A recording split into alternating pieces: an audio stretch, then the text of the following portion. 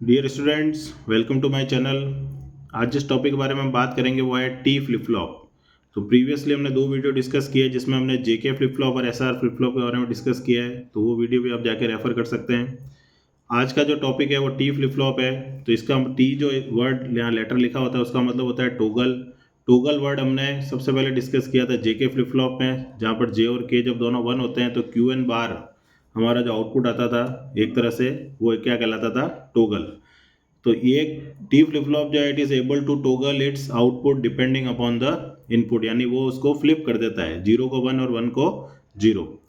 अगर हम T flip flop के कंस्ट्रक्शन की बात करें तो जेके और एसआर फ्लिप फ्लॉप में जब बात की थी तो हमने उसमें 4 नैंड गेट यूज़ किए थे। उसी तरह से अगर मैं टी फ्लिप फ्लॉप की बात करता हूँ तो क्योंकि यहाँ पर एक ही इनपुट है तो दोनों इनपुट को हमने शॉर्ट कर दिया दोनों एंड गेट से। तो ये हमारे कौन से गेट हैं, एंड गेट, और ये हमारा कौन सा गेट है, नॉर गेट, क्योंकि यहाँ पर हमने बबल लगा रखा है।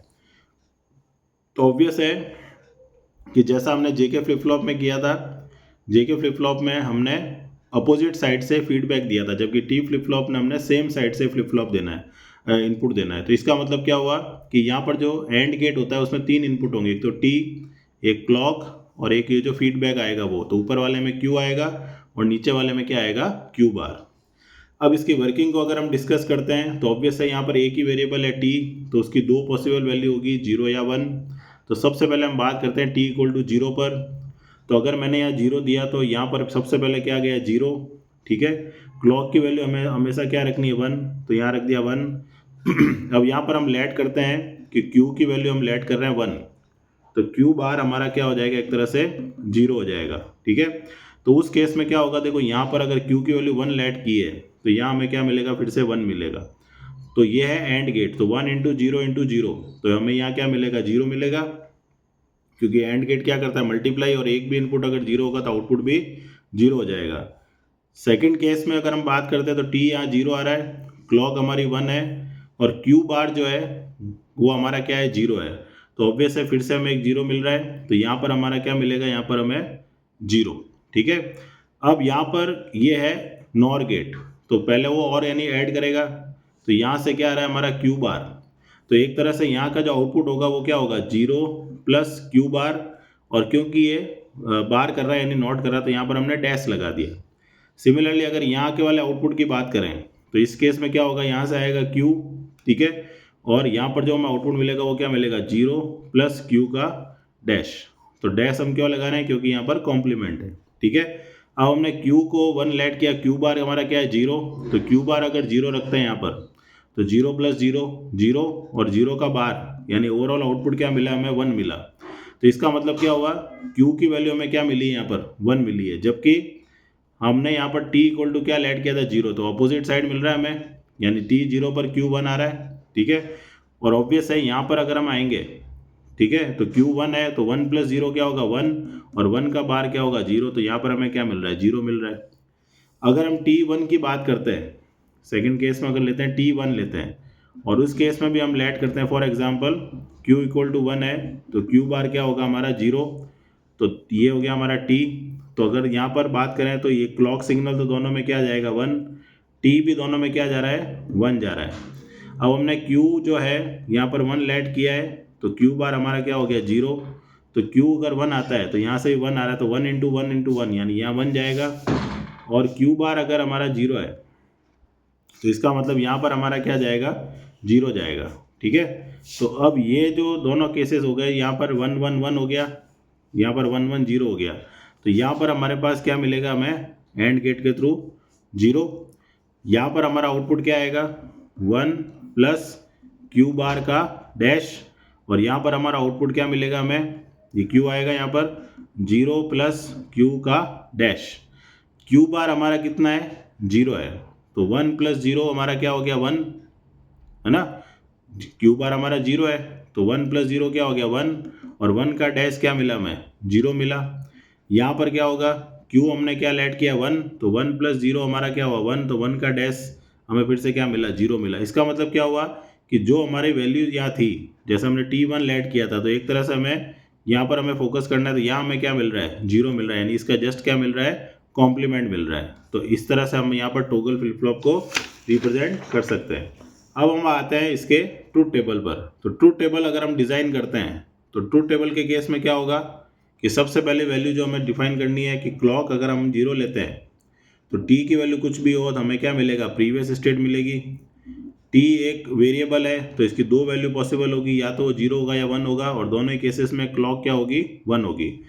टी जो है वो एक तरह से जे के फ्लिप फ्लॉप को रिप्रेजेंट करता है, यानी जे और के और टी में अगर रिलेशन निकालते हैं तो टी फ्लिप फ्लॉप जे के फ्लिप फ्लॉप को अगर टी में कन्वर्ट करना है तो वहाँ रिलेशन आता है जे और के दोनों की वैल्यू क्या आती है, टी। ये हम नेक्स्ट वीडियो में डिस्कस करेंगे। तो इसको समझने के लिए इसका मतलब क्या हुआ कि अगर मैं यहाँ टी की वैल्यू 0 रखता हूँ तो इनडायरेक्टली उसका मतलब है जे और के दोनों की वैल्यू क्या है, 0 है।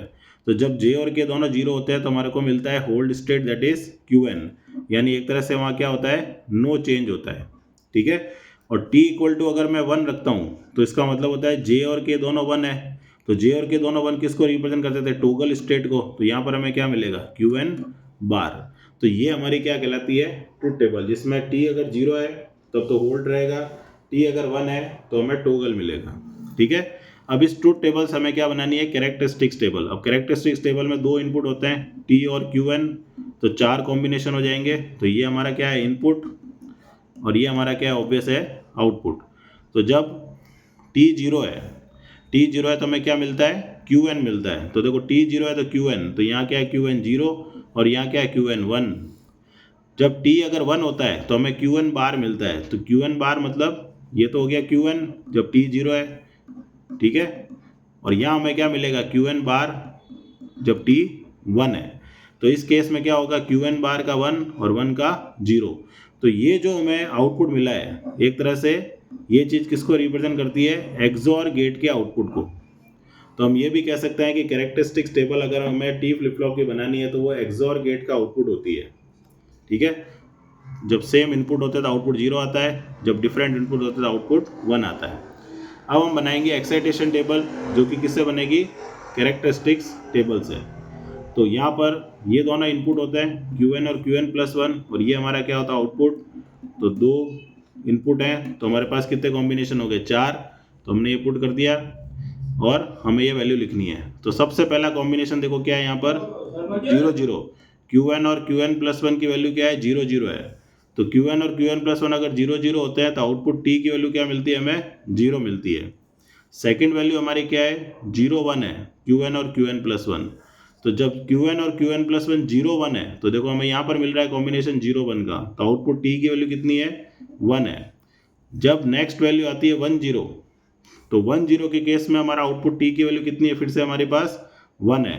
और जब लास्ट स्टेट आता है क्यू एन और क्यू एन प्लस 1 1 1, तो क्यू एन और क्यू एन प्लस 1 1 1 है, तो आउटपुट कितना मिल रहा है यहाँ पर, 0 मिल रहा है। तो फिर से हमें ये कौन सा गेट का आउटपुट मिल रहा है, एक्सॉर गेट का, जिसमें सेम इनपुट होते हैं तो आउटपुट कितना आता है, 0।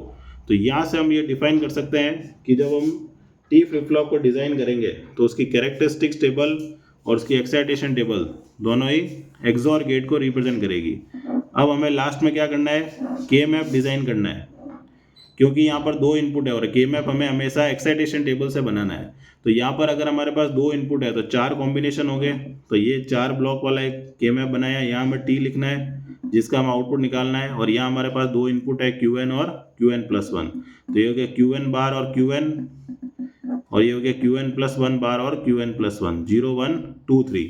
तो ये हमारा कोड किसका है, 0 का, ये 1 का है, ये 2 का है और ये 3 का है।